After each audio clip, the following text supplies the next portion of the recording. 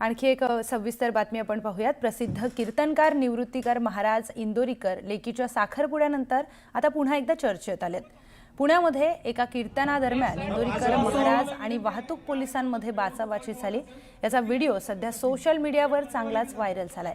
काळेपडळ परिसरामध्ये काल रात्री कीर्तनाच्या कार्यक्रमादरम्यान मोठा गोंधळ उडाल्याची घटना घडली। कार्यक्रमाच्या वेळी परिसरामध्ये प्रचंड वाहतूक कोंडी झाल्याने वाहतूक पोलीस आणि इंदोरीकर महाराज यांच्यामध्ये थेट बाचाबाची झाल्याने काही काळ तणावाचं वातावरण देखील निर्माण झालेलं। एक विनंती आहे तुम्हाला, कार्यक्रम चांगला नाही